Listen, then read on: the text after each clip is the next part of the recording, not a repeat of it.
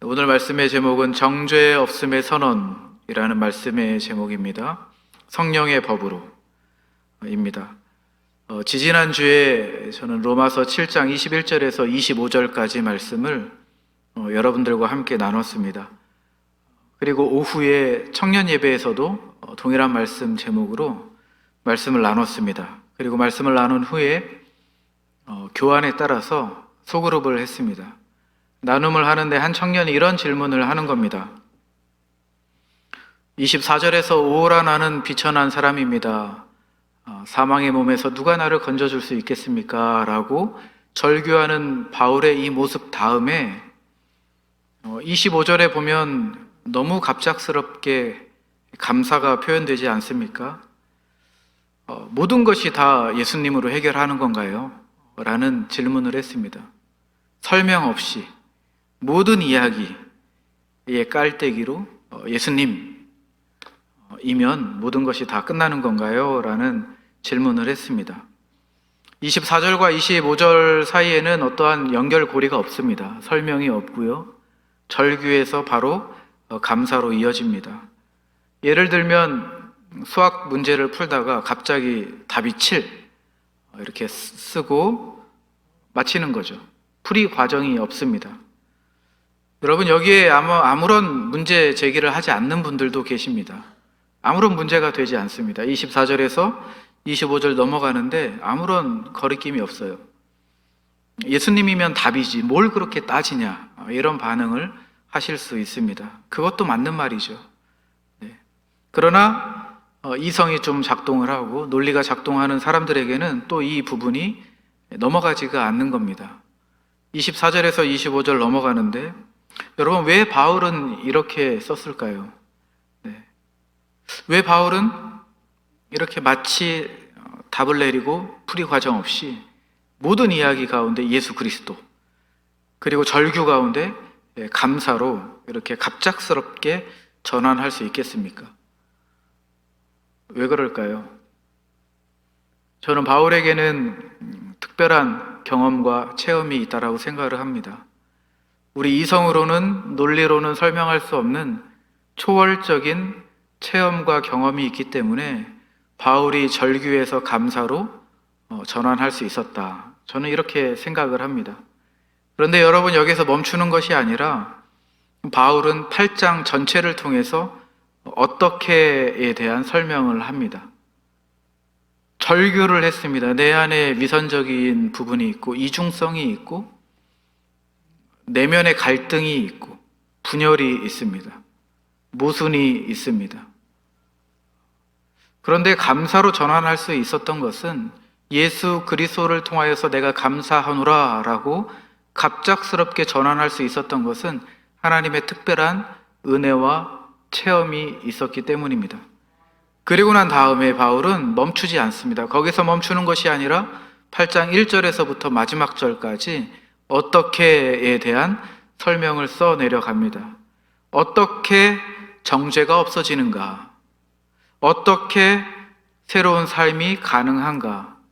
어떻게 우리가 하나님의 자녀가 되었는가? 어떻게 내가 끝까지 확신할 수 있는가에 대해서 바울이 아주 촘촘하게 기록해 내려가고 있습니다.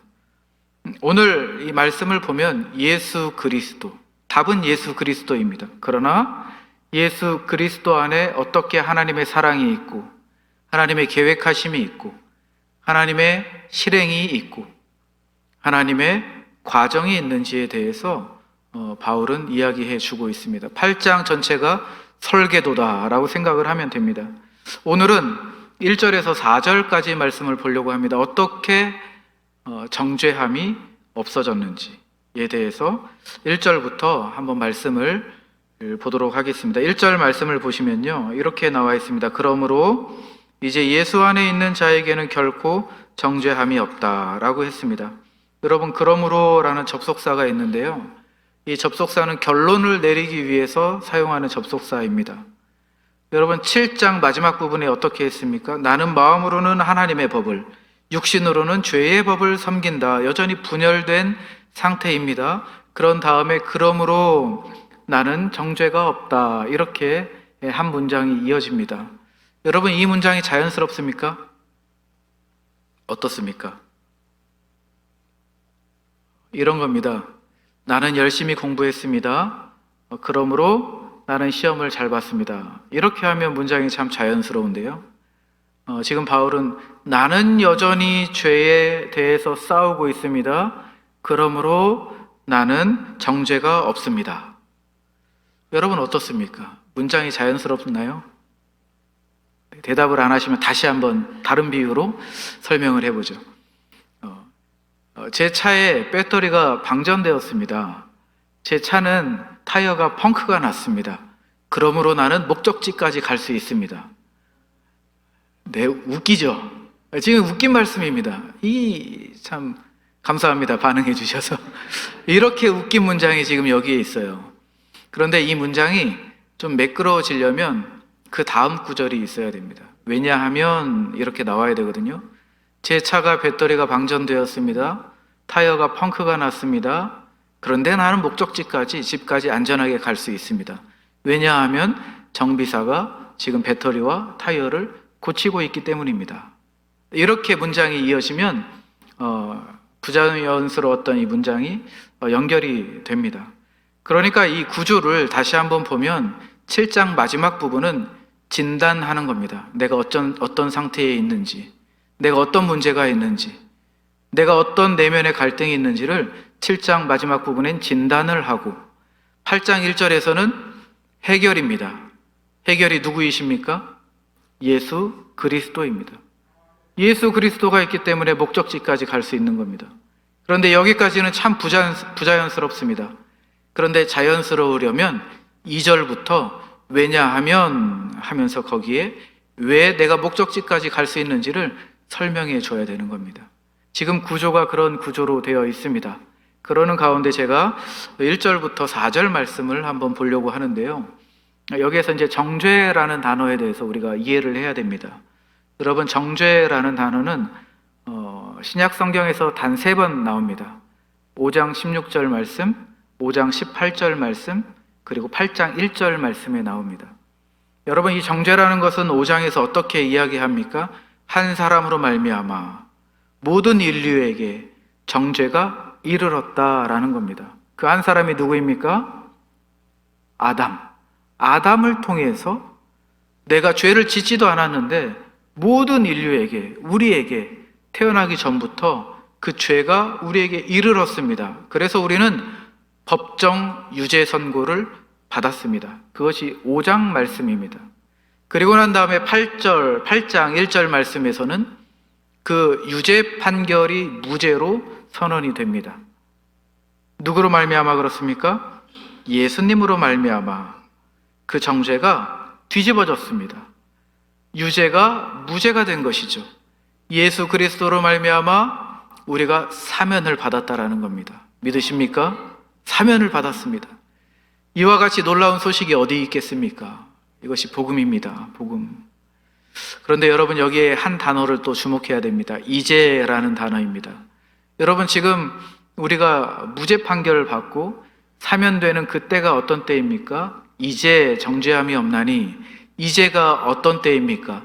내면의 갈등이 있는 지금, 내 위선이 드러나는 지금, 내가 넘어져서 낙심하는 지금, 내가 죄책감에 사로잡혀 있는 지금 우리가 사면을 받았습니다. 여러분, 여기에서 우리가 알 수 있는 게 뭐죠? 우리가 한 게 하나도 없어요. 우리가 사면받을 행위를 한 게 아무것도 없습니다. 그런데 예수 그리스도로 말미암아 우리가 사면을 받고 무죄 판결이 내려진 겁니다. 유죄에서 무죄가 된 겁니다. 여러분, 이 복음의 순서를 잘 기억하셔야 됩니다. 우리가 아무것도 한 게 없는데 사면받고 무죄 판결이 났어요. 그런데 이 순서를 거꾸로 하면 우리가 무언가 했기 때문에 사면받은 줄 알아요.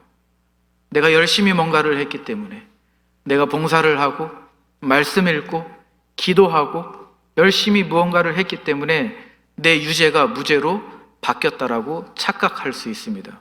이거는 율법주의자입니다. 행위주의자입니다. 행위 공로자가 될 수 있습니다. 그러나 복음은 그렇지 않습니다.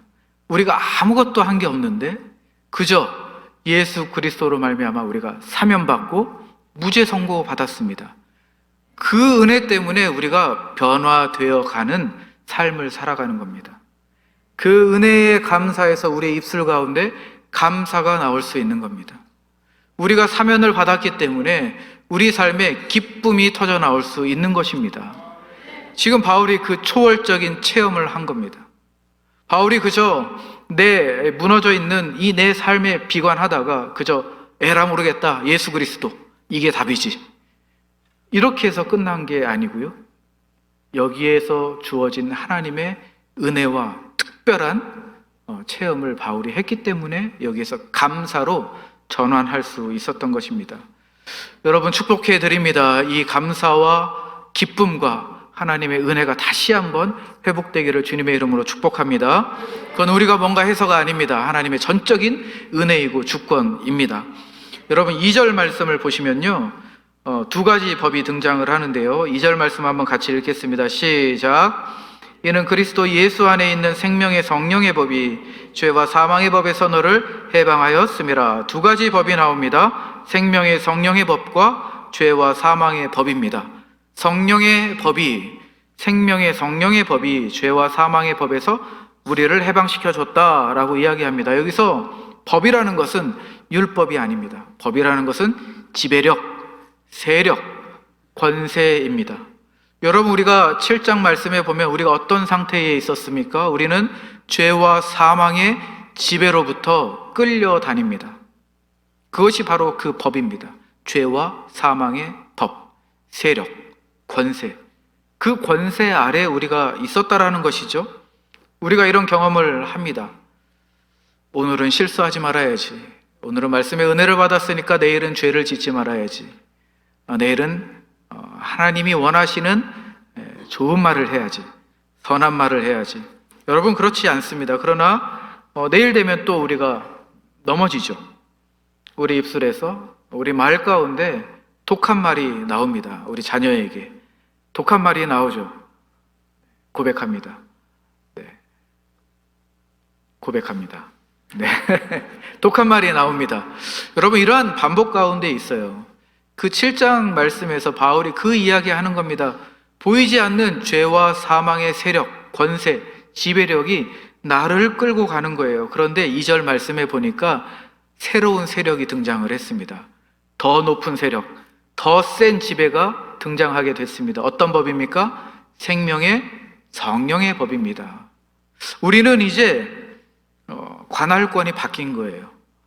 예전에는 죄와 사망의 지배 아래 있었다면 지금은 예수 그리스도를 통하여서 생명의 성령의 법 안으로 우리가 들어왔다라고 바울이 이야기하는 거죠.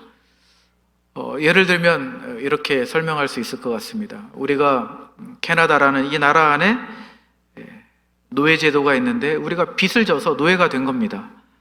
제가 우리 장로님의 노예가 된 겁니다. 빚을 많이 져서 노예가 됐어요. 장로님이 너무 가혹하게 해서 제가 죽을 것 같아요. 그런데 미국에 있는 나라에서 왕이 왔습니다. 그 왕이 오더니 저를 불쌍히 여기고 빚을 탕감해 주는 겁니다. 그리고 제가 이제 미국이라는 그 나라에 이제 국민으로서 소속이 된 거죠. 노예가 이제 아닙니다. 캐나다 안에 살고 있는 이 장로님이, 옛 주인님이 오셔가지고 이광일 이것 좀 해봐 라고 다시 하는 거예요. 그러면 제가 하겠습니까? 안 하죠. 왜 그렇습니까? 저는 다른 관할권에 있거든요. 이제 장로님의 관할권에 제가 없거든요. 그러니까 저는 장로님 말을 들을 필요가 없는 거거든요. 예를 들면 이렇다는 겁니다. 여러분, 옛 소리가 들리지 않습니까? 죄의 소리, 사망의 소리. 너는 여전히 변하지 않는구나. 너는 옛날 모습 그대로야. 너 또 죄 안 짓는다 그랬는데 또 죄 지었어? 또 말 그렇게 했어? 또 그렇게 행동했어?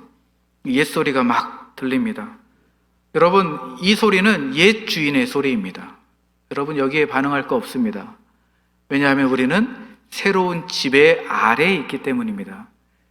그 법이 어떤 법입니까? 생명의 성령의 법 아래에 있기 때문에 우리는 그 소리를 듣는 것이 아니라 이 소리를 들어야 하는 것입니다. 우리의 정체성은 예수 그리스도를 말미암아 이렇게 완전히 정체성이 바뀌었습니다. 여러분 3절을 한번 보시면요, 왜 율법이 이 일을 하지 못했을까? 3절 말씀을 보시면요, 율법이 육신으로 말미암아 연약하여 할 수 없는 그것을, 율법이 할 수 없는 그것이 있대요. 그것이 무엇이냐면 생명을 주는 것입니다. 생명 주는 것은 할 수 없습니다. 왜냐하면 하나님의 율법 자체는 거룩하고 선하고 의롭습니다. 원래는 율법이 우리에게 생명을 줘야 됩니다.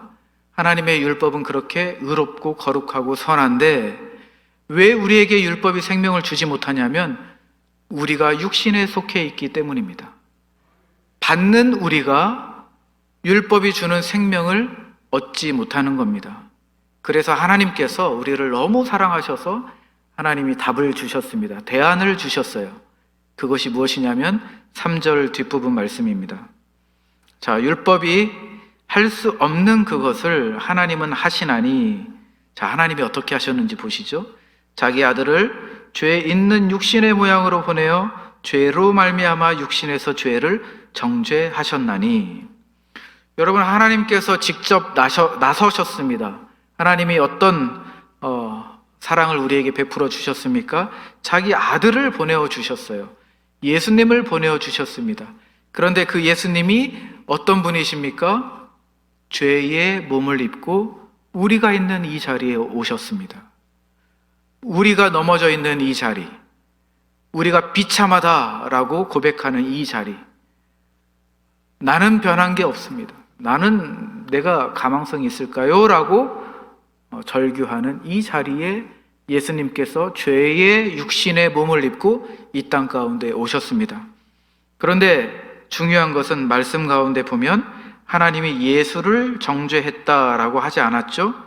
하나님이 무엇을 정죄했다라고 합니까? 예수를 정죄한 것이 아니라 하나님이 죄를 정죄하셨다라고 합니다. 예수님은 죄가 없으시기 때문이죠. 예수님은 죄가 없으십니다. 그러나 죄 있는 육신의 모양으로 우리가 있는 이 자리에 왔습니다. 우리가 서 있는 바로 이 자리, 죄의 지배 아래서 우리가 신음하고 있는 이 자리에 오셨습니다. 그리고 그 자리에서, 그 십자가에서 하나님은 죄라는 세력 자체를 심판하셨습니다. 예수님을 형벌한 것이 아니고 예수님 육신 안에 있는 죄라는 세력 자체를 정죄하셨습니다. 그러므로 우리 안에 정죄함이 없는 것입니다. 여러분, 이렇게 설명이 되는 거예요. 여러분, 놀랍지 않습니까? 어떻게 정죄함이 없습니까? 예수님께서 죄 없으시지만 죄 있는 몸을 입고 오셔서 그리고 십자가에 못 박히실 때에 십자가에서 그 죄가 정죄받았기 때문에 우리에게는 더 이상 정죄함이 없습니다. 여러분, 이것이 복음입니다. 그러니까 우리에게는 비참할 일도, 위축될 일도, 죄책감을 가질 필요도 없는 것입니다. 우리에게는 예수 그리스도 십자가를 통해서 승리를 주셨기 때문입니다. 늘 나를 넘어뜨리려고 하는 그 죄의 소리를 십자가에서 심판하셨기 때문에 우리에게는 진리의 자유, 복음의 은혜가 있는 줄로 믿습니다. 여러분, 4절 말씀 보시죠. 드디어 율법이 이루고자 했던 그것이 이루어집니다. 4절 말씀 보시면요, 육신을 따르지 않고 그 영을 따라 행하는 우리에게 율법의 요구가 이루어지게 하려 하심이라. 자, 하나님의 아들을 보내어 주시고 십자가에서 죄를 정죄하신 목적이 여기 나옵니다. 그 목적은 무엇이냐면 율법의 요구가 이루어지게 하려 하십니다. 여러분, 율법이 요구한 것은 생명을 주는 것입니다. 다시 반복해서 말씀드리면 율법은 생명을 우리에게 주시려고 했습니다. 그러나 우리의 육신 때문에, 우리의 몸 때문에 그것이 불가능했습니다. 받는 우리가 문제가 있었습니다. 그러나 예수 그리스도 안에서, 성령 안에서 원래 율법이 주려고 했던 그 생명의 판결이 우리에게 주어졌다라는 것입니다. 여기에서 또 질문이 있을 겁니다. 목사님, 그런데 여전히 저는 넘어집니다. 월요일 아침에 짜증을 내고 일용할 양식에 감사할 줄 모르고 직장에서 험담하고 아이들에게 소리를 지르고 밤에 이불 속에서 생각합니다. 정말 나는 안 변하는 사람인가? 역시 너는 안 돼 라는 소리가 들립니다. 내가 무슨 성도들을 위해서 기도하는 목사냐라는 죄책감이 듭니다. 내가 무슨 그리스도인이냐? 변한 게 하나도 없지 않느냐? 여러분, 이 목소리는 옛 주인의 목소리입니다. 그 목소리는 죄와 사망의 법입니다. 우리를 지배했던 옛 권세의 목소리입니다. 그런데 우리가 이 목소리를 하나님의 소리로 착각한다는 거예요. 아, 하나님, 잘못했습니다. 용서해 주십시오. 회개합니다. 용서해 주십시오. 회개합니다. 그리고 위축되어 있습니다. 늘 눌려 있습니다. 기쁨이 없어요. 자신감이 없습니다. 내 자존감마저 박박 긁어갑니다. 여러분, 그러나 그것은 옛 목소리입니다. 죄와 사망의 소리입니다. 하나님은 우리에게 승리를 주셨습니다. 예수 그리스도를 통해서 우리에게 승리를 주시고 기쁨을 주셨습니다. 우리가 그 죄의 소리를 하나님의 소리로 착각하면서 우리가 살아갈 필요가 없는 것이죠. 여러분, 우리는 회개 기도합니다. 그리고 내일 죄를 짓습니다. 그 다음날 또 회개합니다. 그 다음날 또 죄를 짓습니다. 또 회개합니다. 여러분, 이렇게 계속해서 반복한다면 우리에게는 진전이 없어요. 우리에게 승리가 그러면 없습니다. 우리가 회개한다라는 것은 일어서는 발판입니다. 회개 하나로 우리가 모든 것을 퉁치면 안 됩니다. 이 언어를 쓰지 않으려고 했는데 나와버렸습니다. 네. 회개 하나로 모든 것을 다 끝내버린다. 그러면 안 됩니다. 여러분, 우리가 우리 안에 그 옛 목소리가 들릴 때에, 죄와 사망의 목소리가 들릴 때 우리는 이렇게 기도해야 합니다. 하나님, 저는 넘어졌습니다. 그러나 나는 성령의 관할권 안에 있는 새로운 사람입니다. 죄가 나를 정죄할 권세는 더 이상 없습니다. 십자가에서 이미 끝난 줄로 믿습니다. 나는 기쁨이 있습니다. 나는 승리했습니다. 더 이상 죄의 지배 아래 있지 않겠습니다. 여러분, 이렇게 기도하시기를 주님의 이름으로 축복합니다. 여러분, 우리는 시민권을 받은 사람들입니다. 시민권을 받았는데 옛 습관이 나온다고 해서 그 시민권이 취소되는 것 아니죠. 우리는 하나님 나라 시민권을 얻은 사람들입니다. 구원을 얻은 사람들입니다. 그러나 우리가 넘어졌다고 해서, 우리가 죄의 모습이 또 나온다고 해서 시민권이 취소되는 것 아닙니다. 오늘 주신 말씀 잘 기억하시기를 주님의 이름으로 축복합니다. 말씀을 마무리하겠습니다. 말씀을 마무리하면서 서론에서 청년과 함께 나눴던 그 질문, 7장 25절 말씀에 갑자기 예수 그리스도로 말미암아 감사하리로다. 설명이 없는데 그냥 예수님 하면 다 되는 건가요? 그렇지 않았습니다. 예수님 하면 다 끝나는 것이 아니고 예수님 안에서 하나님의 계획하심과 실행하심이 구체적으로 있었습니다. 하나님이 어떤 사랑을 우리에게 베풀어 주셨습니까? 독생자 아들 예수를 우리에게 보내어 주셨죠.